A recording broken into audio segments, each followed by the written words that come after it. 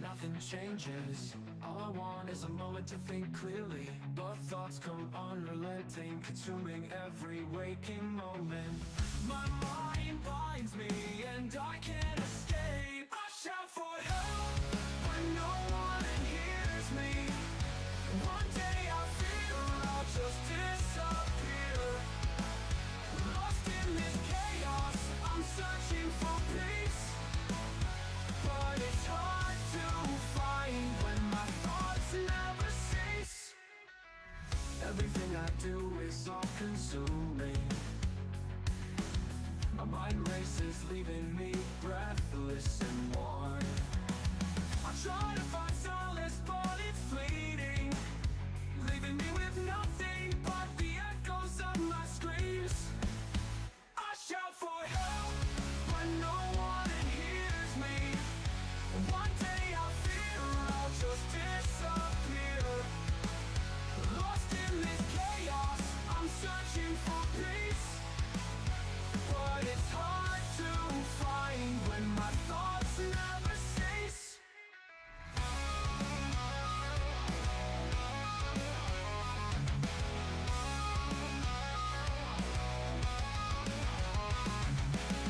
Who am I to say I deserve peace? Maybe I'm better off just fading away. It's what I'm used to, this isolation, but deep down I long for connection. I shout for help when no one hears me. One day I fear I'll just disappear. Lost in this chaos, I'm searching for peace, but it's hard to find when my thoughts never cease.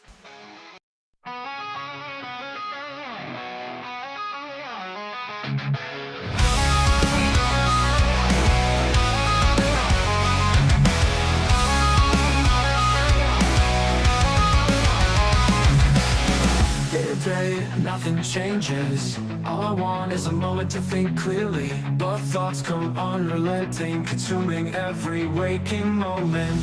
My mind binds me and I can't escape. I shout for help when no one hears me. One day I fear I'll just disappear. Lost in this chaos, I'm searching for peace. Oh, baby, I cannot see anyone because now we are here. Let's go. That's just what happens with the horror of Halloween. Hello, it is I, the Nico Lantern with Bruno, of course. We got to maintain those Halloween decorations. It's still spooky season. Just because it's not truly October, guys, come on. This is the night when good battles evil. That was the tagline for Halloween Havoc 1998. But we're going to be covering all of that and more. But hey, I'm Nick LaRocco, and joining me are some amazing, awesome people. You might remember him from when we covered Spring Stampede, my buddy, Mr. Mack and Cheese. Mack, introduce yourself, buddy. Hey guys, I'm Mack. You might know me as Curbside Hero from Instagram. I'm here with my unmade bed and my COVID voice. And I'm also joined by Robby, who is not really new to Dirt Sheet Radio, but new to the WCW Monthly Review podcast. Robby, say hello to the family. Hello, everybody from the Dirt Sheet Nation here tonight. It's your boy, special edition for tonight, Robby Havoc. As you all see me every Wednesday night for the AEW Dynamite recap show. And here tonight, we're about to cover something very much has to do with horror. Absolutely. You know, everyone's getting ready for Christmas time already in November, but hey, we're maintaining Halloween just for you spooky cats out there. But you know what? We got to talk about the elephant in the room. You probably see it in our background. You see it in Robby's background. A lot of people, and this is how we've been promoting it for the last couple of weeks. This is one of the greatest wrestling stages of all time. I'm just going to pop that over us real quick. So many people agree with that. And, you know, you think right when you see the stage upon the opening pyro that, okay, this is going to be a banger of a show. And there's a lot of people who don't necessarily think this was one of the best WCW shows compared to how great that stage is. Guys, what did you think overall before we get into each individual segment and match? I mean, I said it before. I said it in our prep right before we went live that watching this show, I didn't think it was bad. I didn't think it was good. I was kind of neutral. I was kind of in the middle. The opening bout and the middle bout and the main event. I mean, everything was solid. I mean, we'll go over Hogan and Warrior, the infamous minus 5-star match by Dave Meltzer in the Wrestling Observer newsletter. I think it's only one of 3 minus 5-star matches ever. But I didn't really hate it. Right? And then for me, it was definitely not what I remember when I first couple times I've watched it. To me, it's more of like definitely a tale of the first hour going into the second hour. There's definitely a split off, in my opinion, for what the pay-per-view was supposed to be, especially within the first hour. Then you go into the second and the third, and somewhere down the line, to me, it started off really slow picking because of everything that was in the opening and stuff, which was about 20-25 minutes until you even got to your first match, possibly even half hour, which to me definitely would, after an amazing opening transition that they had to begin that show with the video package, to me that was like the hype was kind of slowing down a bit, but to me it does pick up as it goes. Then you hit that co-main event we'll talk about later on tonight, and then it goes and ends with a great main event as well. To me, it's just a tale of 3 hours for sure. Absolutely. And when I'm looking at the main events, like matches 9 through 12, yeah, honestly, no, even like the last 5 matches, you've got Rick Steiner and Scott Steiner, you've got Scott Hall and Kevin Nash, Bret Hart and Sting, Hogan and Warrior, Goldberg and DDP. Like, you could say this is what, like a tale of 5 main events, 5 co-main events. There's a lot of I mean, you could say that, but WCW was really good at giving you big matches and then just not delivering on the matches whatsoever. They didn't let. We'll talk about it, but I'll just reference it right now by saying that they didn't let Scott Steiner and Rick Steiner do anything. They didn't let Sting and Bret Hart do anything. The only people that they let do things were Hogan and Warrior for worse, and DDP and Goldberg for better. Yeah. One of the things, too, to look at, I want to take one last moment to appreciate, because we're going to be doing it throughout the night, the giant winged gargoyle that's using a pumpkin as a crystal ball inside a cemetery. You cannot get more Halloween than that, guys.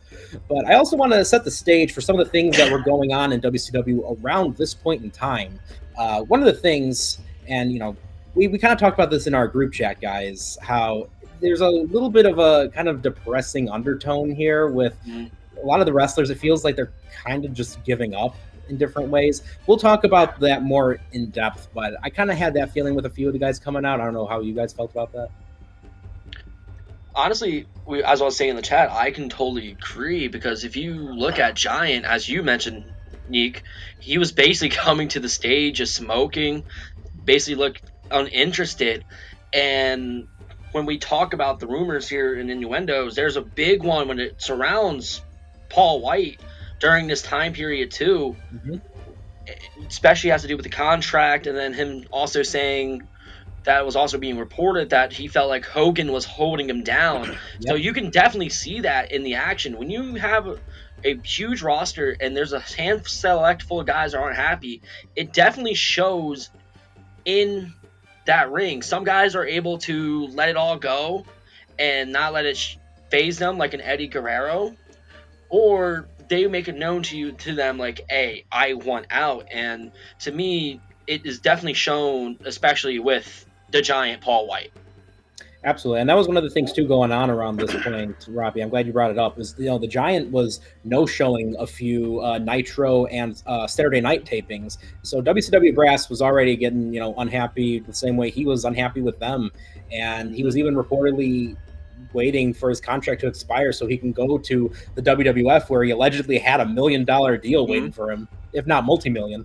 Yeah, so and that was the thing. What was the date of this show? Do you remember, Nick? Let me see. Hold on. Sorry, I might have it right October here. 25th, 1998. Okay, so he debuts at the St. Valentine's Day Massacre just 5 months later in February. WWF. Yeah, so he's getting ready to just ride on out into the sunset. And, he's really not the only one. One of the other things talking about, and you look at this time frame on the other side of the coin, Big Bubba Rogers, Ray Traylor, he's been frustrated with his spot in WCW for a while. He left following a back surgery where he signs with WWF around this time to come back as Big Boss Man, which was honestly one of the best heel runs ever for anyone there. Oh, At yeah. least in my opinion. Vince McMahon's enforcer, dressed in all black, slimmed out, nightstick. He just looked great. That, and then that would also be eventually building up too for the infamous Hell in a Cell match between him and Taker at WrestleMania 15. Yeah, so we're building up to some major things in the pro wrestling industry here, and I'm glad you said the word enforcer, Matt, because that brings up one of my points. The Four Horsemen were notably absent from Halloween Havoc '98. So, let's take that opportunity right now to put four fingers up, guys. But, there's some notes I do have on that. Steve Mongo McMichael was backstage. Apparently, he was one of the backup standby wrestlers, but apparently he showed up to Halloween Havoc as well as the Nitro following in no real shape to work with anyone, which, again, that's just been such a prevalent thing in WCW at this point in time, where they're either showing up in bad shape or just not showing up at all. But someone that was showing up, surprised. What was that? Sorry, Nick. When you said not bad shape, were you talking about, was he like pilled out, drunk, or was he just not in shape? I think it was seemingly more like inebriated from spending a lot of the time in Vegas, like so many of the. Oh, dude, that is that's a big thing on this show. They mentioned, dude, when there's I forget what match it is, but they mentioned some match where the wrestler looked real. Oh, it was Lodi, where they said, "Oh, I don't think Lodi had this. I don't think Lodi had a fresh mind going into this match because he's focusing on the signs and he might have been out all night in Vegas." And I'm like, "Oh, is that a shoot?"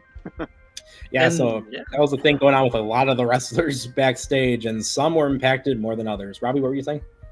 Actually, that's what I was about to bring up with Mack, because it was also reported into the Wrestler Observer newsletter that's what was happening. Was Steve McMichael was indeed saying that he was having too much fun in Vegas, and that's why he was also no-showing a couple of shows as well. He wasn't just like there to show up. There was actually a few times where he hasn't shown up Nitro at all because he was in Vegas the whole time. Right. One notable name, speaking of the Four Horsemen, who's been showing up at WCW shows a lot lately around this point, was Barry Windham. And actually, this was another situation where Eric Bischoff was actually a little afraid to deal with Barry because he wasn't sure quite yet if Barry's deal with WWF had ran out. But because of the issues going on with Mongo, Bischoff was heavily considering replacing him in the Horsemen with Barry Windham, or also notably Bam Bam Bigelow, who's set to sign, if he hasn't already, with WCW at this point. So that would have been crazy to think about. Barry coming back or Bam Bam joining up. Dude, if Bam Bam eventually comes back in '99, because we talked about that with his match with Hardcore Hack on the Spring Stampede, but I don't. The mid card I'm not going to say Bam Bam was upper mid card at this point, but the mid card seems to be jam packed right now. So I don't know where you really fit Bam Bam if he comes back in '98 into the fold here, because you got Ray. Matt, remember, he does come back next month. Oh, does he really? Yeah, because then World War III gets interrupted by Goldberg and Bam Bam doing a run-in for no reason. Yeah, you're right. He just comes out and yeah, you're right. I'm sorry, I apologize. But right now, as of right now, that mid card is just full. It is. Mm-hmm. It's stacked. But I mean, I guess he attacks Goldberg, so I didn't mention the main event. So technically, I was right. Yes. Another, speaking again of people showing up in no condition, Dennis Rodman was also, at this point in time, getting ready to set up, if he hasn't already, filed the lawsuit with WCW for being owed $550,000 from Bash at the Beach earlier in the year. Apparently, there were a lot of people in WCW who were also very upset with Dennis Rodman because he no-showed the Georgia Dome Nitro, and he showed up super wasted, apparently, at Bash at the Beach. Not surprised. Yeah, especially when he was also no-showing the Chicago Bulls at that time too. Right. Not wanting to go practice too. And it was the same thing as with Mongo was doing. He was having too much fun in Vegas too. And bear in mind, he's no-showing Chicago Bulls during that 97-98 season. Yep. Yeah. Was that the year that he got married to himself and had the book tour and everything? And roughly around that time, yeah. Yeah. He was going crazy. It was to a point, as we all know from the Last Dance documentary, it was to a point where Phil Jackson had asked Michael Jordan to go to Vegas to pull him the hell out of there. Yeah. Yeah, get him out of there. Yeah, I remember that. Yeah. It was like the one person that he would listen to, if anyone. Yeah. But again, another similar topic, and this is again something that we're going to be talking about, but the last several weeks leading up to this event, Scott Hall was really going through it. There was 2 weeks before this event, he was arrested outside of a strip club, which ironically was called the Diamond Mine, if anyone remembers that stable. Yeah. And that was in Orlando, Florida. Scott had reportedly keyed a limousine and did about 2,000 damage to the vehicle while he was intoxicated. And again, he just kept getting into incidents around this time and throughout 1998. And it got to the point where Scott Hall's ex-wife Dana wrote onto wrestling website Lycos.com to ask why WCW was allowing him to break basically every company policy and not help him, and also put him in a situation where he's potentially risking the lives of all of his coworkers. It's one of those big what ifs. I mean, of course, it's like there's a trillion what ifs in wrestling, but like, man, if Scott Hall had just went to rehab, fought his demons, and I mean, you could have got another. I mean, I know he comes back in WWF with the NWO, but that quickly went downhill after a couple of months because he still had demons. But man, if he had just gone away for like 6 months, I know this is really fantasy booking, and came, he could have had another 8 years left in him, maybe 10 years left in him. Could have maybe went to like 2005, 2006. But man, like Scott Hall's the best, and I just wish that he had just listened to Kevin Nash, listened to Scott, listened to X-Pac and just all his buddies, and just went to rehab. But I mean, if my aunt had a dick, she'd be my uncle. So, Yeah, and I remember reading those rumors, and knowing what we've known from Scott for the past 25 years, even after that, he was on a really dark path that we've ever seen, and we kind of would find out later on the reasons why through his documentary, and plus going through that Jake the Snake Roberts documentary too, where DDP had saved both Jake and Scott. And then just looking how his life had ended too with that blood clot he had, it honestly brought almost a tear to my eye as I was mentioning you guys into the chat, and it was because it's so hard to see some of our favorite wrestlers go through and battle their demons. We've seen it through too many people. And the fact that even his ex-wife reached out and was like, why is WCW not doing anything? I'm pretty sure they tried to tell him, like, we want him to get you, we need you to get help. We need you to get help. But at that point, Scott wasn't ready to confront that and confront those demons and say, yeah, you're right, I need help. Sometimes when it comes to addiction. But they leaned into it, Robby. They literally gave him a drunk gimmick. They had him come out there with like shoot beer and shoot martinis, which led into tonight. Yeah. So I mean, you can say that you're helping, but on the other hand, you're trying to incorporate a real life storyline in real life goings on into a storyline that's just making things worse. So, I don't know. I wasn't there. I don't know, but it just looks like to me, you got a guy coming to the ring drinking and acting drunk, whether he is or not. You're not really helping his outside problems. Exactly, and honestly, that's why I'll mention later on in the show, where I felt like in a way that was them shooting on it in a way to trying to embarrass him to go get help, which is not the way to go at all. Absolutely. But again, we're going to be getting to a lot of these points later on. Just real quickly, one last kind of more darker topic. This was also around the same time period that referee Brian Hildebrand, also known as Mark Curtis, was actually diagnosed with inoperable stomach cancer after an unsuccessful surgery. At this point, doctors said he had about a year to live. And despite that, though, he still persevered through it and was a referee pretty much up until the end. He did tragically pass away September 8th, 1999 at the age of 37. One very important note here was during the September 27th, 1999 edition of Monday Nitro, Mark Curtis's ashes were filled into a mortar shell and were actually a part of the opening pyro for that episode of Nitro. Yeah, I remember that. Yeah, that's pretty awesome. That is Yeah. the first time I heard somebody's ashes get thrown into fireworks. Yeah, because I think one of his last wishes was he wanted to still be a part of just one final show. So, yeah, I'm glad that he at least was able to, have that wish in there. Yeah, that's awesome. Someone who didn't really care for being a part of any more shows was the Ultimate Warrior. Warrior reportedly was not caring too much for those negative reactions he was receiving from the crowd, and he started threatening to no-show appearances. So in order to keep him happy, the WCW brass started pre-taping all of his promos and were airing them on pre-tape shows such as Thunder and Saturday Night. Nick, wasn't there like an infamous promo with him where he was supposed to come out and confront Hogan and Bischoff, and he was supposed to say maybe like 5 minutes worth of shit, and then he went off on like a 20-minute tangent where you could see Bischoff. They're like close in on Warrior, but he's pacing around the ring, and you can see Bischoff going like this, and he just keeps going.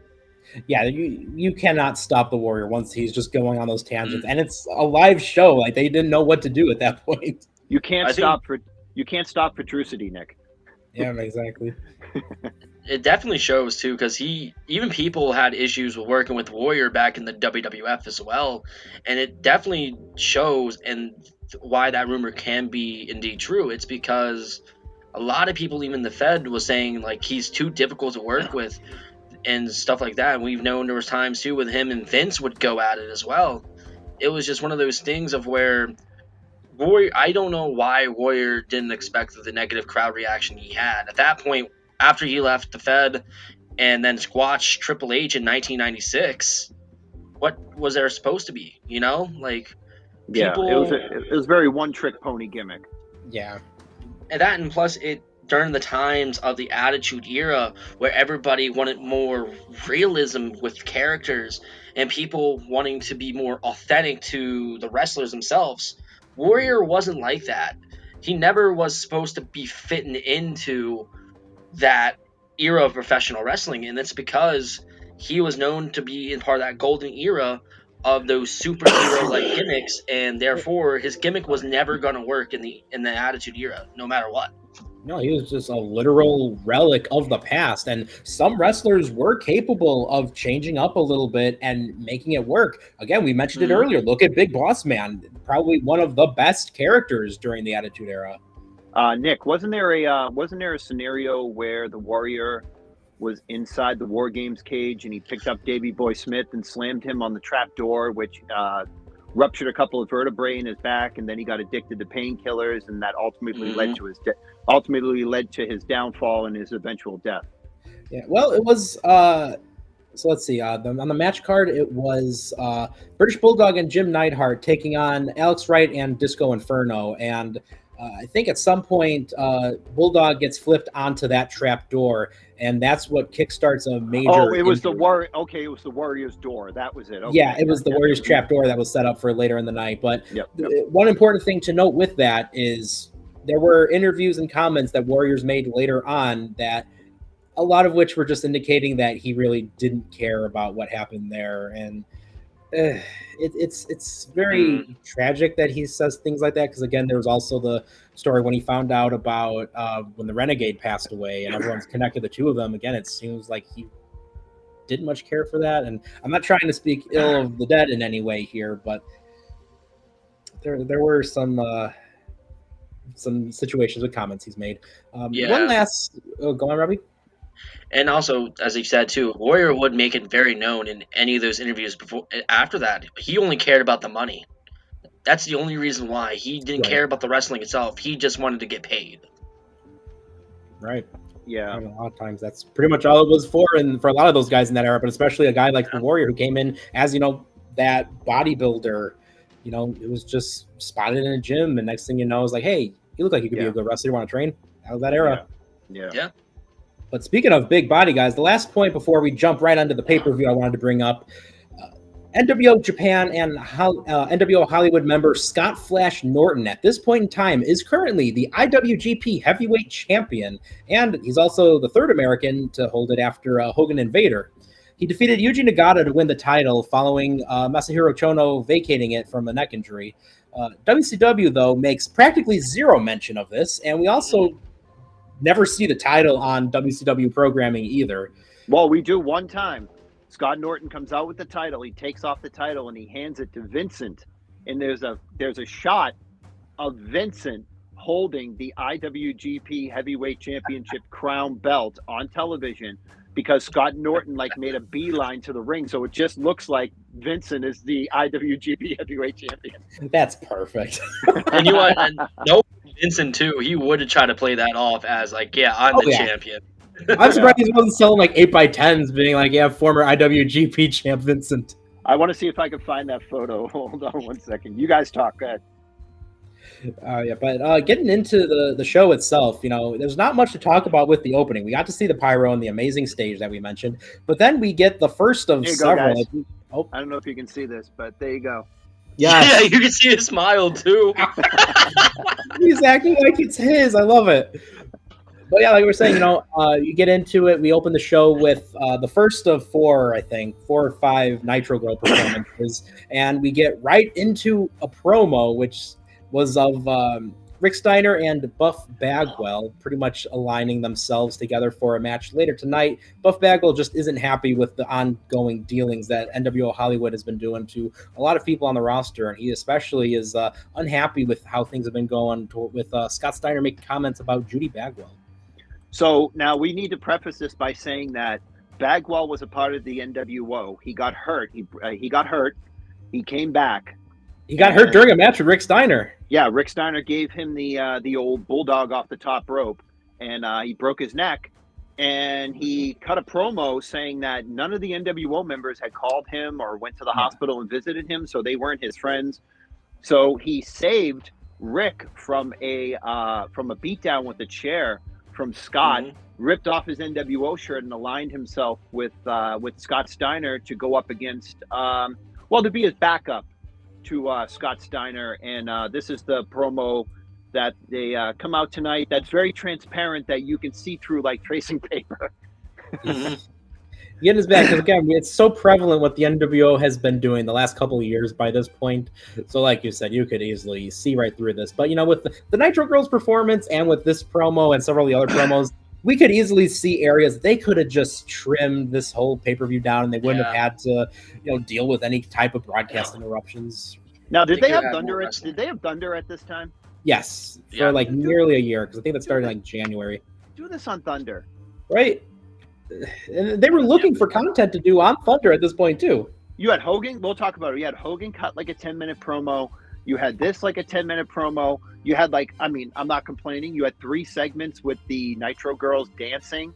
Yeah. And we'll get to it, but at the end there's a surprise with the pay-per-view time. 45 minutes right there. There's so many things that we could have been cut. A couple matches could have even been trimmed down. There goes Robby. But we'll miss you. But we get to the opening match, and I was really looking forward to this because, again, when you're looking at this whole pay-per-view, top to bottom, it's stacked with amazing stars and talents. And when you see that the opening match is going to be Chris Jericho and Raven, it's just like, wow, that has a lot of potential. It's for the television title. Remember, around this time frame, Jericho was trying to get something going with a program with Goldberg, who just was absolutely not having it because he kept having guys like Hogan going in his ear saying, you don't want to be involved with a comedy, smaller wrestler like a Jericho. Yeah.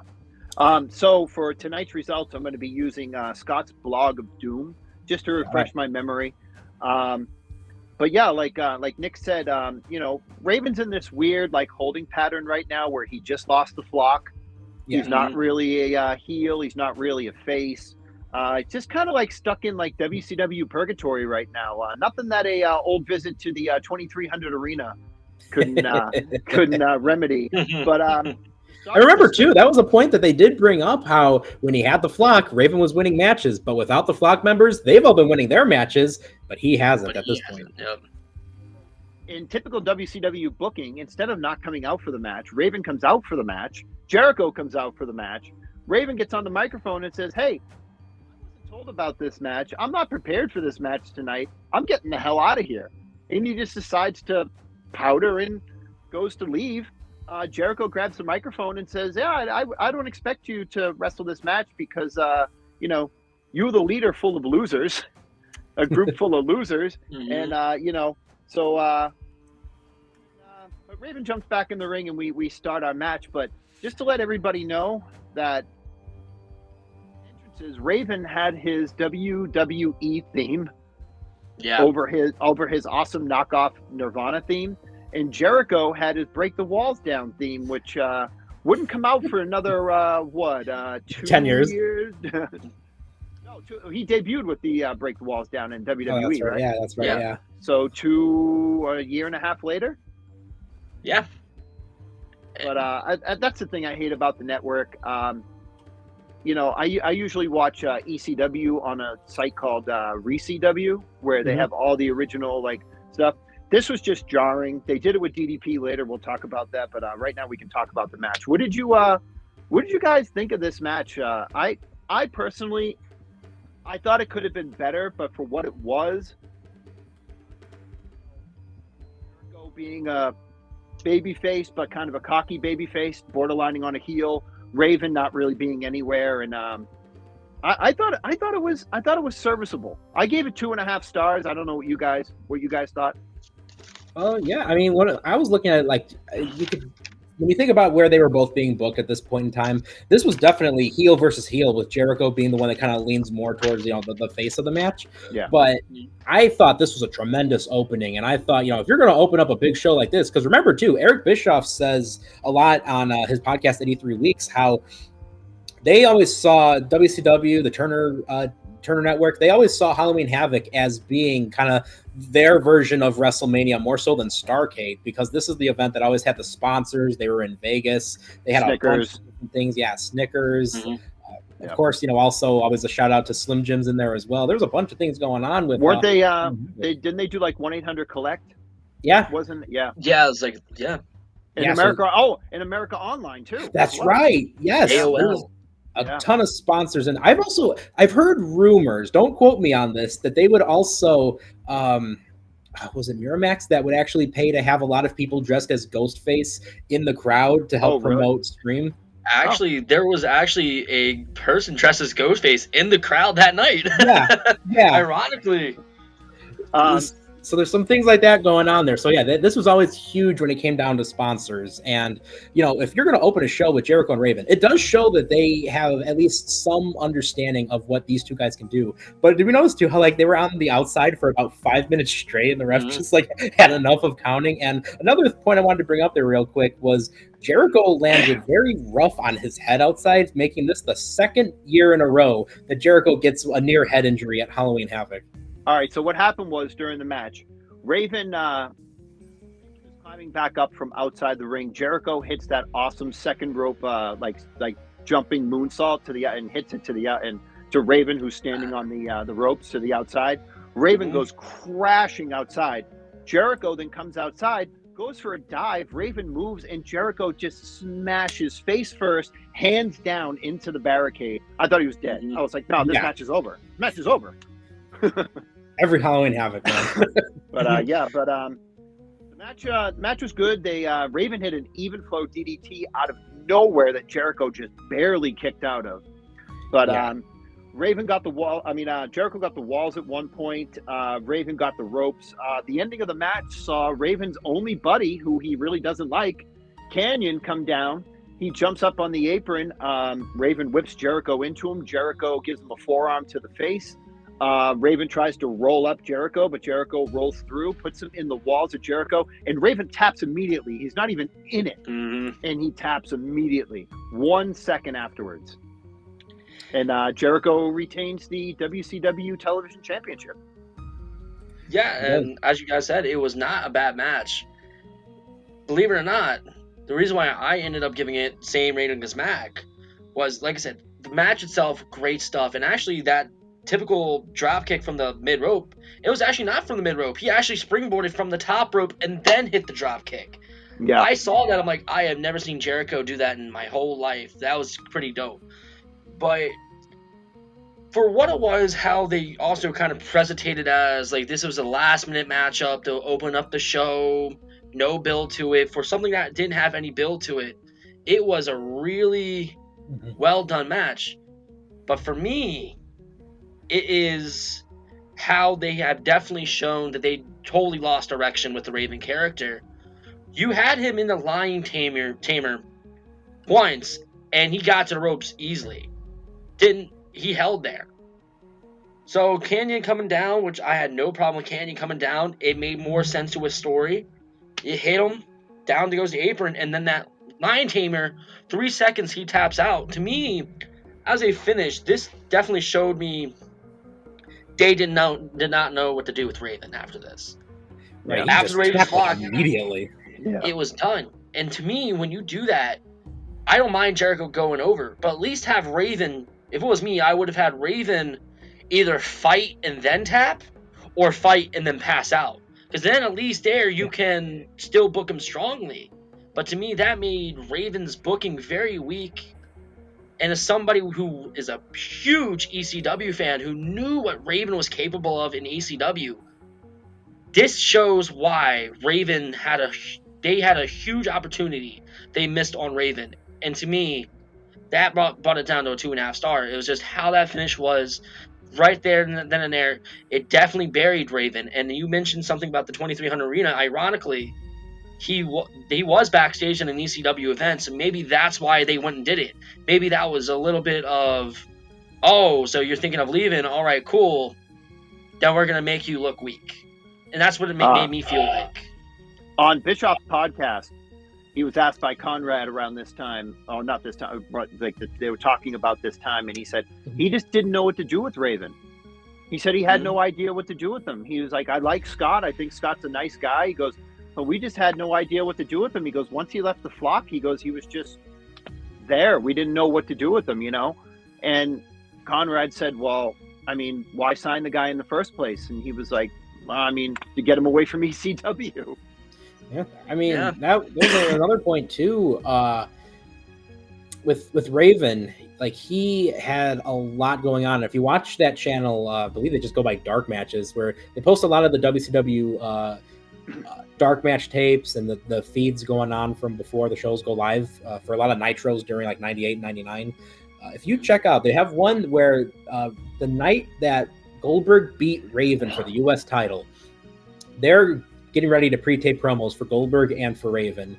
And the whole time, Raven's sitting in there. And we mentioned this on, I believe, the Dynamite stream, how during this whole segment, Bischoff's telling Raven how he should be acting. And the whole time, he wants Raven to just sound absolutely terrified of Goldberg, which, again, is another thing that just completely shows us that Bischoff and WCW as a whole just didn't know anything about the Raven character and didn't know how to implement him in their storytelling world. I mean, I can understand it being Goldberg and him being the unstoppable monster, and he hasn't lost yet. But, you know, this is a guy that went up against Taz, guys that were breaking guys' necks and putting guys through tables. This was a guy who was going up against Sabu that was breaking his neck on his own neck on his own to beat guys and stuff like that, you know? I mean, yeah, Goldberg's an unstoppable monster, but what do you want him up with? Dude, if he had cut that promo with Raven shaking in his boots, it's over. The Raven character's over. Yeah, you got to go back to ECW immediately and let Paul start booking you, because there's nothing after this. You're done. Yeah. Plus, even like during the promo, even just beyond the Raven character, Scott was telling Eric, I don't think it's smart for me as the champion to look terrified going into a match with Goldberg, especially because he's got a numbers advantage. He's doing it with Raven's rules, so he's got a lot of stuff going his way, so he shouldn't be looking at this afraid. Also, hey, Bullet Bronson, how's it going? What's up, Bullet? But yeah, like as you guys said, it's like when it comes down to that, fortunately, Raven was one of those examples of big ECW talent who got called up to WCW and WWF and just didn't fit their mold because they didn't know what to do with them. And it's sad to see guys like that on the list, like Public Enemy, who was on that list. Guys like, even Taz was on that list. When he got to WWF, they had nothing to do with him, and I feel like they buried him with Triple H too. It's like one of these look things. Look at WCW's track record with like 911, how he was just a generic jobber for the big wrestlers. Yeah. You know, I mean, I think Raven just came in at the wrong time. I mean, look, they didn't do that well of a job booking Hardcore Hack Sandman for us ECW marks, but at least they had him in a hardcore division, you know. If he had come along in, say, like 2000, and you had Raven, you had Sandman, maybe somebody like New Jack, and you threw them into that hardcore division with like Big Vito, Angel of Darkness. like Big Vito, and Norman Smiley and all those guys, I think you could have had a fun hardcore division. I'm not saying, like, I'm a big ECW mark. I grew up on it. I was there when Telemundo switched over at 1 a.m. on Channel 27 in Boston, but I'm not. You had that ready to go, Robby. Oh yeah. I'm not crazy enough to think that Sandman or Raven could be WCW champion, but putting them in that hardcore division and making it like their own little ECW within WCW would have worked. But Raven signed a contract too soon. Yeah, which you could say for a lot of the talents that were going into WCW around this time, because they have a stacked roster, but 9 out of 10 times you're just there just to be another name. Yeah. One of the other things, speaking of people getting signed to the roster, we mentioned this a little bit earlier in the show, how there's a lot of people that were kind of struggling with their demons, and I know one in particular a lot of people point to was starting around this time, we start having Bobby Heenan drinking during the shows. But honestly, like, this match showed me that he was really into it. And I think this was like prime Bobby Heenan. And he was super into this match, as were, Mike Tenay and Tony Schiavone and even the fans. Like, this match of Jericho and Raven got everyone off of their feet by the end of it, and it was great. I love this as an opener. I think this is what should have opened the show instead of the Nitro Girls and the Steiner and Bagwell promo. I think if you open the show with this, that would have been fire. And I gave this match an 8 out of 10 because I thought it was solid in what it was. There's a couple, minor details I had a problem with, but overall, for what it was, especially as an opener with 2 big stars for the TV title, I thought it was everything it needed to be. Nick, did you, speaking of Bobby Heenan, did you see Tony Schiavone going out of his way to be a dick to Bobby? I don't know if they had, I don't know if they did this on purpose, but Tony's talking about the WCW title match later tonight between Diamond Dallas Page and Goldberg. And he turns to Bobby Heenan and he says, "Bobby, what do you think about this?" Bobby starts to talk and Tony goes, "Well, we gotta go back to the entranceway.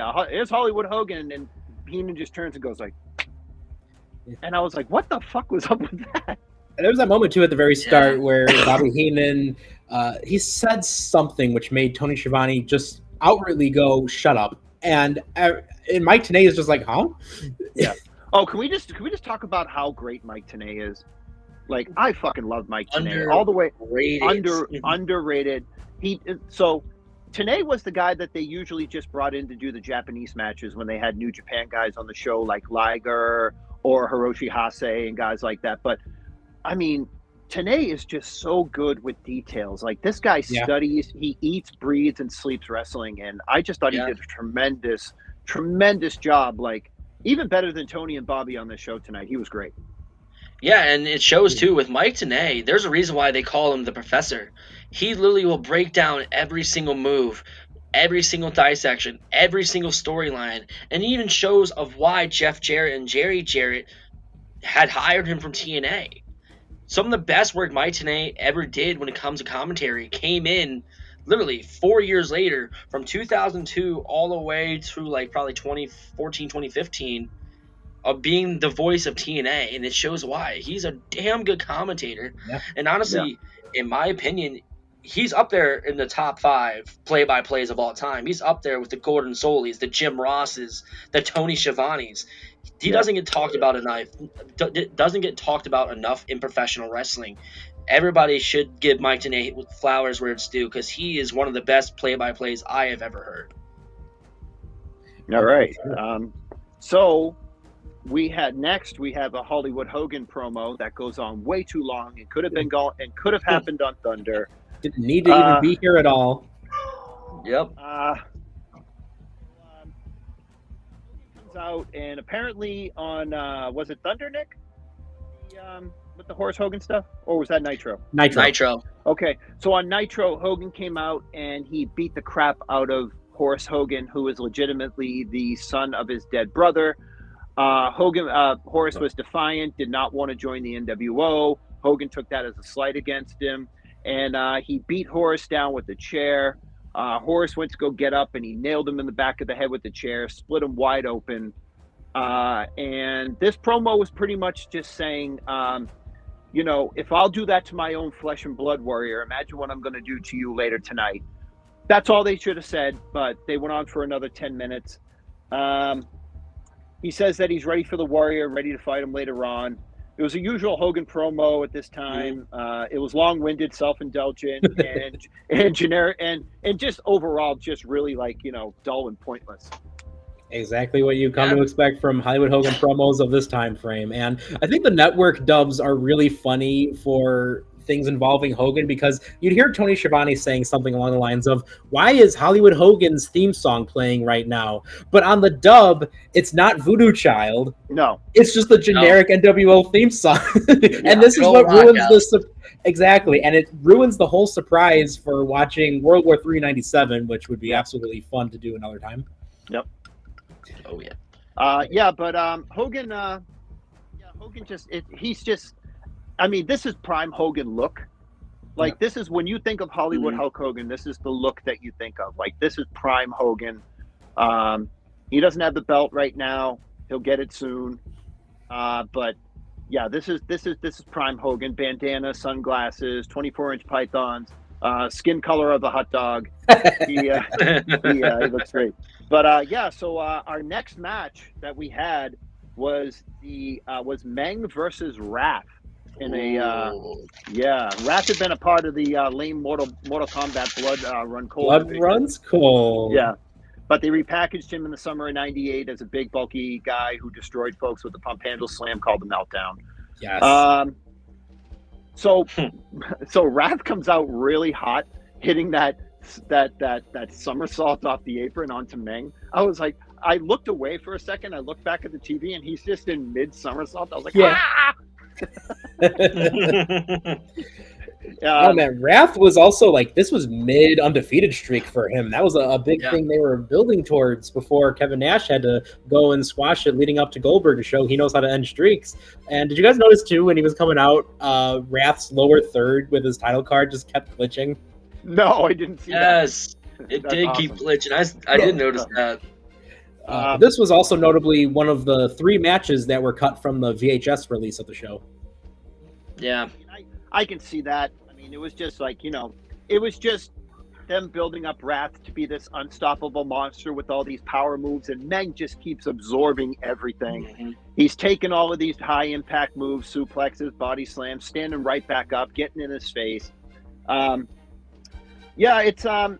they were just telling the story that Meng's been unstoppable, and who's going to stop Meng, and can Wrath get Meng up for the Meltdown, which of course he does, because they're building Wrath up to have the undefeated streak. And he hits the Meltdown, and he pins Meng in this match. But they struck each other really hard in this match. They were slamming each other really hard, throwing each other into the buckles really hard.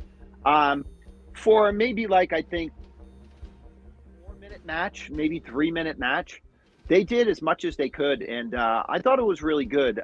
Scott's Blog of Doom gave it a 1.5 stars, but I'd give it, I'd say maybe around. I mean, I was rough on Jericho and Raven.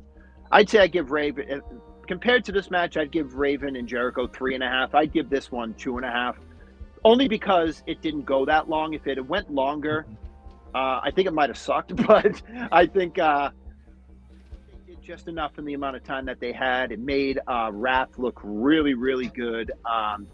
Defeating somebody like Meng, who in real life is a real life tough guy. What did you guys think? Robbie, do you want to take that one?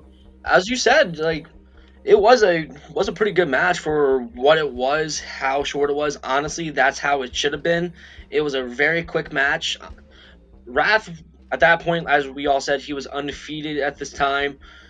But I think as long as everybody else, when I first watched it, and people that were even watching it live, we were probably all sitting there thinking, there's no way in hell Meng is going to lose this match. Because Meng, as we all said, he was a legitimate tough guy. We've seen him go toe-to-toe with Sting for the United States title years before that. You might say he's a man called Meng. Yeah, exactly. And the Meng was just one of those. But Meng is one of those badass guys that was you can think was oh yeah, this is gonna be easy for Meng, right? But the fact that meltdown, very simple, very powerful, to me, love that finishing move for Wrath. It was very good. Yeah. And to me, overall, it started out slow, which honestly, I prefer that for people who don't know. Like, if it's your first encounter, you want to get your footing in, start out slow. It's not required, but if you really want to, start out slow so we can get your footing together. And that's what they did. They started out slow, got their stuff together, they sped it up, finish. And to me, it was actually 3 stars for me, 3 stars out of 5, because honestly, it was fun, it was hard hitting, kept Wrath going as a character until, as we all know, Kevin Nash had to pull his bullshit. But overall, I had fun watching this match. Yeah, and one of the things I wanted to note here too is earlier in the year, WCW was considering a tough man division and title for their big guys, their brutes, and their brawlers. And I think these 2 guys, if they did, WCW ended up not doing that, but if they did, I think these 2 guys would have absolutely crushed it in that division. But honestly, the crowd was really into this match, especially by the end. Dude, they all got us. Both these guys, I think, got a standing ovation, but especially Wrath. Like, this was spectacular and good on that. And honestly, I had fun with this match. So I understand why some people might not like it. I don't think it was like, the greatest thing of all time, but for what it was, I enjoyed it. I gave it a 6.5 out of 10. All right. So I want to go into this next match by saying that I think Glenn Gilberti is out of touch. I think he's a borderline bad person, and I do not enjoy watching his matches. Ooh, timeout, Mac, real quick. I do have one note in between here. We had the Kidman online exclusive interview with Lee Marshall, where we had that amazing clip art on the bottom. Oh, yeah. Yeah, and he's talking, and they cut it off, like, in mid-sentence. He's like, he's like, I think whoever wins tonight is going to give me, and then it just goes, all right, let's go to the ring. I'm like, no, let him finish his, let the Kidman finish his sentence. The one time this night where they're like, okay, enough time has passed, let's cut this. Dude, I would love if they would have just went totally, like, broke fourth wall, and they've been like, Kidman, what do you think tonight? Well, it depends on one of them power bombs me because, I can't be power bombed. But getting to the next match, it's awful person Glenn Gilberti, number 1 contenders match for a shot later on tonight against Kidman for the Cruiserweight title against the one and only Juventud Guerrera. Juice is loose. The juice. Don't take him to Australia. Oh, God, my God. Oh, Lord. So I'm going to say this. Hate Disco Inferno matches. There's an example of a Disco Inferno match right there. It's like 5 minutes of action, then a 3-minute headlock, and then Disco loses, which is great because I love seeing Disco lose. But I did not mind this match whatsoever. I thought that it was a big man versus little man, or the big man versus the little man match. But they really didn't tell that. They kind of told that story, but they didn't. I liked with Heenan, when Heenan was on commentary, when Disco was going to the top rope and dancing, Heenan goes, I think he needs a manager or somebody in his corner to like manage him and tell him, like, yeah, we know you're the Disco Inferno, but when you're in the match, let's not dance. Let's get right on top. Let's get to this, And Disco with a manager would have been very intriguing. Yeah, but Hoovy got some sunset flips in here, inside cradle, but in the end, Disco was just too much. I think he might have been too big. But Disco, it's a pile driver, just a regular standard pile driver, and he wins the match. And he's going to face Billy Kidman at the later on in the night, maybe like 3 or 4 matches down the line for a cruiserweight title shot. And it was crazy because they were telling the story on Nitro and Thunder that Disco Inferno just made the weight limit for the cruiserweight division, but it looked like if he had like a bologna sandwich or something, he wouldn't have made the weight limit because he was right there. But I think Hoovy and Disco grounded Hoovy. I think that was the whole crux of the match was Disco trying to ground Hoovy. When that didn't work, Disco went to the sky, but Disco's really not a sky guy. And then he finishes him off with a regular pile driver, which shows that groundwork can put down a luchador.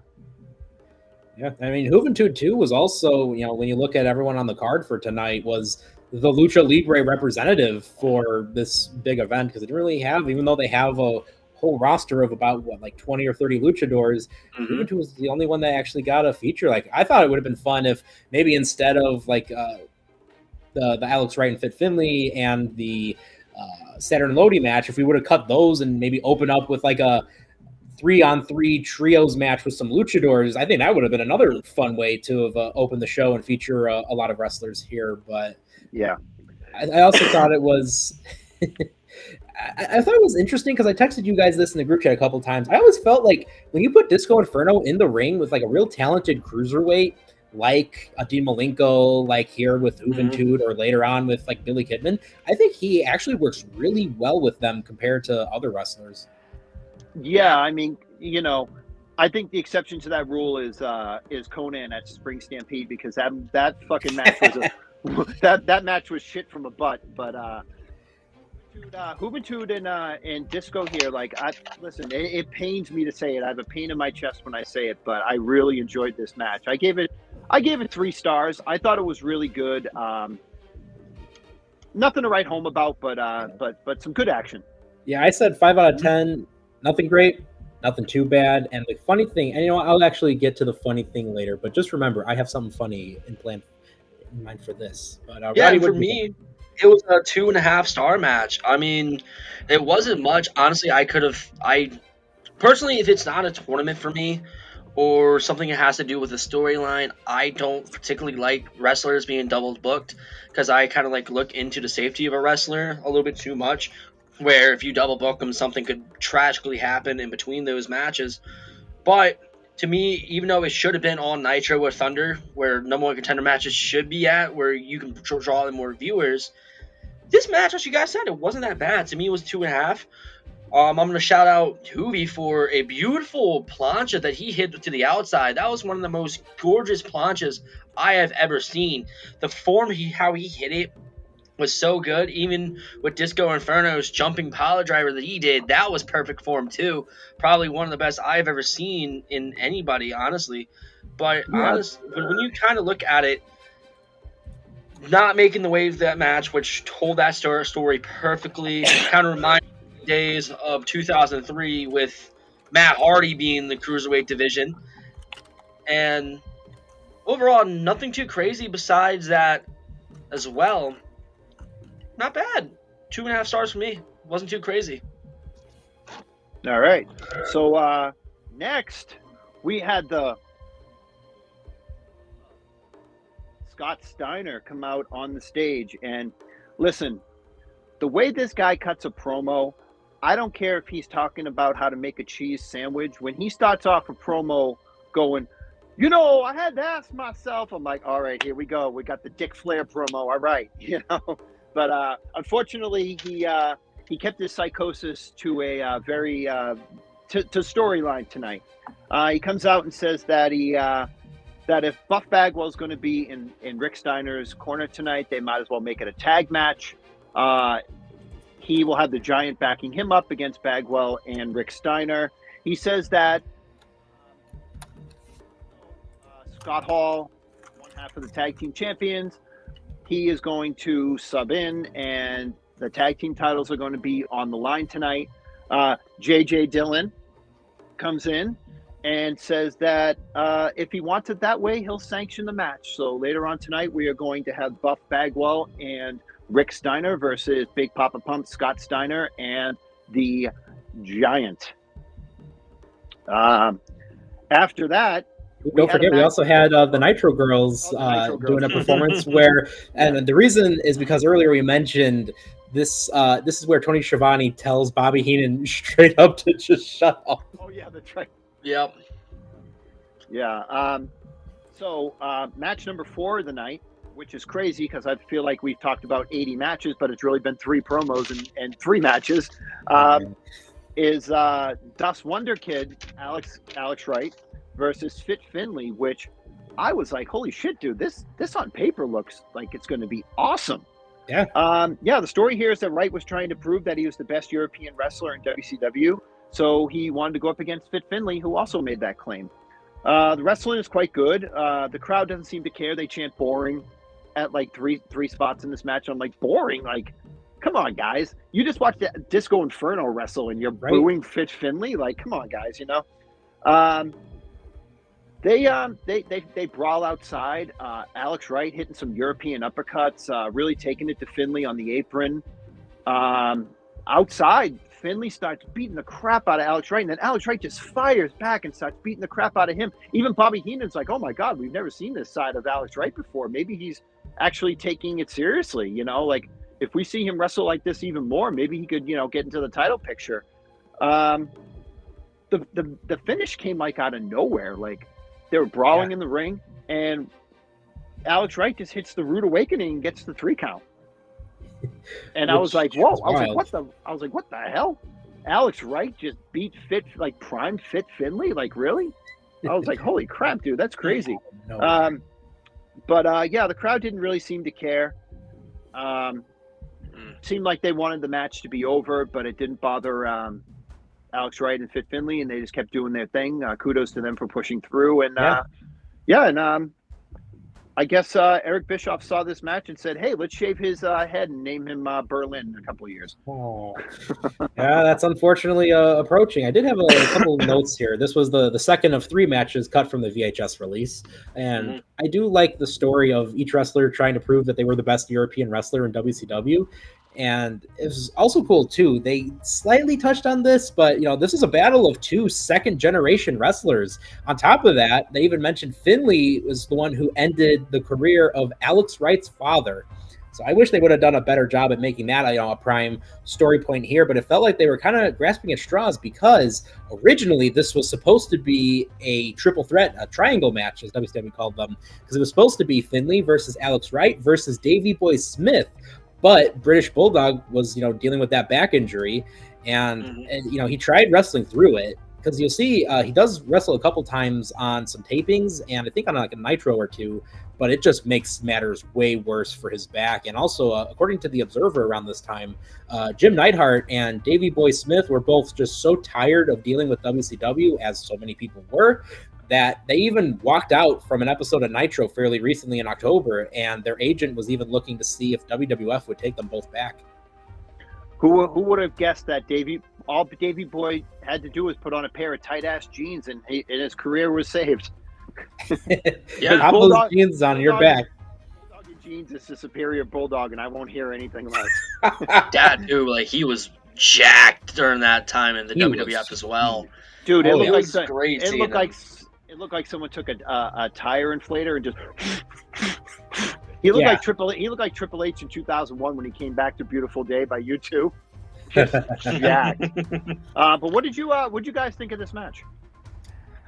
Oh man, where do I start? Like, when I hear Fit Finlay versus Alex Wright, especially when we know about Fit Finlay's feud with his father, ending his father's career and stuff, as Nick was saying, there was a storyline point right there. That was huge. If they would have said that and built this match for possibly like at least a month and got that crowd ready to go, because these guys are 2 wonderful technical wrestlers, and everybody knows here that's watched the show or heard me say it, I love technical wrestling. I love seeing submissions. I love seeing mat wrestling. It's one of those things where, to me, it's one of my favorite things in professional wrestling. I tried to enjoy it while I could, but WCW and the WCW booking, they flopped on it. They didn't give them enough time to go out there, show them what they got to just win the crowd over. Honestly, what's the point of having this mismatch on pay-per-view if you're not going to give them that time to at least put a click on? Honestly, you should have moved to Nitro with Thunder, in my opinion. And it's why I only gave it 1.5 stars. It wasn't enough for me to really look at it and be like, they gave them justice. Where, to me, WCW booking really fucked Alex Wright and Fit Finlay over. And to me, that leaves a sour taste in my mouth because I know what those 2 are capable of. They should have done more for them. Oh, WCW leaving money on the table? No. Moving on, the next thing we see is Ernest Miller, and he's in the AOL chat center talking to Lee Marshall, and he's saying that he's the greatest, and Lee Marshall keeps... Look who it is! It's the Yeti! Oh God. Alright. So the cat is saying to Lee Marshall that he's the greatest, and Lee Marshall keeps saying, "No, you can't call yourself the greatest. There's already a person called the greatest." He's like, "I don't know what you mean." He's like, "Who is it?" And Lee Marshall goes, "You know who it is." He goes, "Well, I'm the real deal." And he goes, "No, you can't call yourself the real deal either. There's another guy called the real deal." And they just bicker back and forth, and eventually they cut it off like they did with Kidman, but not in mid-sentence because they don't give a shit about Kidman. But so we go to match number 5 of the night. Real quick, Oh, before sorry. we get there, Mac, I just want to throw out there that around this time, it seems that there were plans or ideas for an Ernest Miller and Jackie Chan angle, but that ended up falling apart. Of course it did. Because WCW, am I right? Yeah. WCW, yeah. And plus, how the hell were they going to get Jackie Chan? In all honesty. Next match that we see is Lodi versus Saturn. Now Lodi was in the flock, right? Yep. Yes. Two flock members. This was the third of 3 matches that were cut from the VHS release. Trivia: did you guys know that Lodi's original name when he joined WCW was supposed to be Skank? Of course, they made him dress like it. But WCW standards and practices were just like, no, you're not letting him be called that. So to compensate for him not being named Skank, he came out dressed like one. Yeah. Yep. So Saturn comes out dressed like the sexiest male wrestler ever. And Lodi comes out with He carries himself so seriously, and it's just so juxtaposed by his outfits. I love it. Lodi comes out and he has his signs that says Lodi rules and Lodi's going to get revenge. And Lodi did not get revenge because Saturn just beat the shit out of him for about 4.5 minutes. I told Nick before this that right before this, like Lodi gets a little bit of offense in, he gets a drop kick, a body slam. Saturn pulls right back up, gives him a suplex, gives him a body slam, gives him a head and arm Tazplex, stands him up, gives him the DVD, and it's all over for Lodi. I said to Nick, this man performed 6 moves in 8 seconds and just put Lodi in the dirt. Man went Spicoli driver, boom, you're done. Mm-hmm. Crazy. I love squash matches like this that make guys legitimately like Saturn look like the animals that they are. Saturn's going to go on to have some more crazy gimmicks, so I hope he's used to dressing that way. But what do you guys think of the glorified squash? 1 out of 10. All I gotta say about that. Ooh, I hear a doggy. They announced this as a special added contest, and I'm thinking, why? Why did this need to be here? This should have been. There was no dark match on this night. This should have easily been the dark match. Yeah, they could have done 2 dark matches. They could have done the Wrath and Ming dark match, but I'm glad we saw it, and this dark match, and then shaved like 3 minutes off the disco match. Exactly. Could have easily saved a lot of time there. Believe it or not, like I enjoyed it myself. I went 3 out of 5 on it just because it was just logical that there's no way in hell Lodi's going to beat Saturn. That's fair. Nick, was there anything in the middle of this besides the Nitro Girls dancing? Nitro Girls dancing, to which the only note I put there is, wow, there's a lot of fog on the ground. I guarantee the fans sitting close to the stage are going to have headaches at the end of the night. Dude, can we just say how Kimberly Page is one of the most beautiful women to ever exist? She is crazy beautiful. Like, it's just ridiculous. I'm like, Diamond Dallas Page looks like a man who lives under a bridge. and he scored this gorgeous woman. So good for Dallas Falkenberg. I'm really happy for you. Listen, that's one of the things I was going to talk about is like during the disco matches, we would see like the first one, there were some baddies in that audience that they kept showing off. Oh, yeah, absolutely. Oh, I wanted to mention Right match really quick. I know we're a little pressed for time right now with SmackDown coming on soon, and we'll be on right after SmackDown, so catch us right after that. But right match, I think I even said to Robby last night before I went to sleep, I said they showed a shot of like the 20,000 people in the MGM Grand Arena, and there was one guy who stood up, and I saw him out of 20,000 people doing the Alex Wright dance. He was going hard on it. He went all in. Crazy style. He stood up and he had all black on and he had a white hat, so all you could see was just his hands like this, and I'm like, dude, this guy loves him some Das Wunderkind. But all right, so after the Nitro Girls danced with the fog on the ground and people couldn't see, we finally have the Disco Inferno versus Billy Kidman match for the prestigious WCW Cruiserweight Championship. I thought this match was good. I don't know, man. Like, we already saw the bigger versus smaller guy earlier in the night. I know this was a means to an end of the storyline, but I didn't enjoy this match as much as I enjoyed Juventud Guerrera versus Disco Inferno. Yeah. I thought the match was great. I thought Disco was a little bit too cocky during the match, and it cost him. Billy ends up winning with the Shooting Star Press and retains his title, making this whole thing feel like it was just for nothing.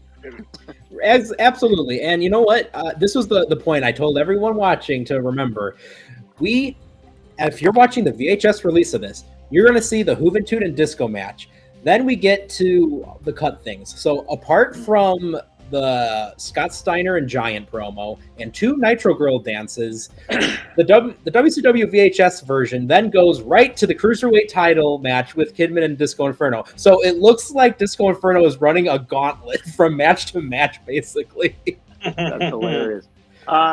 Yeah, I didn't enjoy it as much as I thought I was going to. Of course, they did the powerbomb spot with Disco trying to powerbomb Kidman turning it into the X Factor, because you don't powerbomb Kidman ever. And yeah, like I said, Kidman ends up hitting the Shooting Star Press and retains the Cruiserweight title and makes it feel like this was all for nothing. What do you guys think about this? I hate Disco Inferno. I hate my life. It fell apart when Disco came out very focused and not silly at all. And I appreciated that aspect of it. But then you went from being so focused and serious to then being cocky, and I hated the way that happened. But you know, I understand it's a Disco Inferno thing. But you know, I gave this about a 3 out of 10. It wasn't like the greatest match, but honestly, it felt like it went on forever, even though it wasn't all that long. And it was 2 matches Disco Inferno had that was about 20 minutes of Disco Inferno being present for one whole night. That's just too much Disco Inferno for me. I can't handle that. I'm sorry. Yeah. Yeah, and as you guys said, yeah, like for me, personally, I'm a Kidman guy, so I love watching to watch Kidman wrestle. So with how it was, honestly, to me, I felt like Disco and Kidman kind of meshed more better than they did with Huvie and Disco earlier on the night. And honestly, I will shout out Kidman for that amazing springboard head scissors that he hit from the outside going in, which was kind of cool because at that point in time, nobody was doing head scissors like that when you're springboarding like he was. Honestly, there was room for improvement, as we've also said. So at first, I gave it a 4-star, but I think it was just because that was the fan side of me. But then in the analysis side, went like, it's at least a 2.5, 3-star at best. It was not a bad match. I still enjoyed it, but it could have been better. Yeah, I felt the same way. Also, following this match, you also had Conan's Lowrider music video, which I believe was cut from both the network / Peacock version and the VHS version of the show. Yeah, we didn't get that. Yeah. All right, so match 7 of the night, which feels like way too many fucking matches. And it leads to a spoiler alert. It leads to an 8th match. We get the WCW Tag Team Championship match between NWO Hollywood members Big Papa Pump Scott Steiner and the Giant versus the Dogface Gremlin Scott Steiner and Buff Bagwell. The match starts off with Scott getting a lot of offense in on the Giant and Scott Steiner. Buff is begging for the tag, and in a move that Stevie Wonder and Ray Charles both saw coming, Buff Bagwell hits Scott Steiner with a low blow. And it's revealed that he was a part of the NWO all along, like my grandmother who doesn't watch wrestling didn't see that coming. The one thing I took away from this is that Rick Steiner has to be the stupidest babyface of all time next to Sting in trusting people trusting people who have just broken away from a group, gotten injured, and then came back.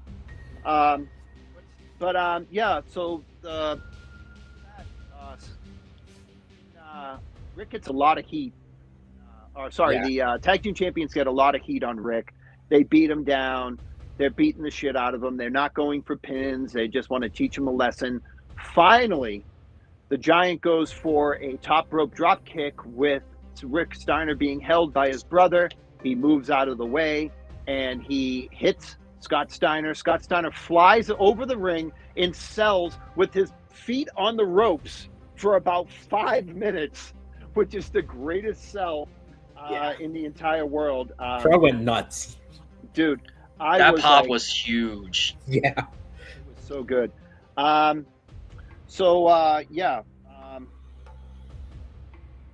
was the ending, Nick? Did he pin the Giant when the Giant off of the drop kick, or did he do something to the Giant? I was kind of fading in and out. He did the Steiner Bulldog onto the Giant. That's right. Which was also a huge reaction. And then that's where we get the 1, 2, 3, which leads into Steiner versus Steiner. Yeah. So in the Steiner versus, so we have to say that Steiner and Buff Bagwell become the WCW Tag Team Champions.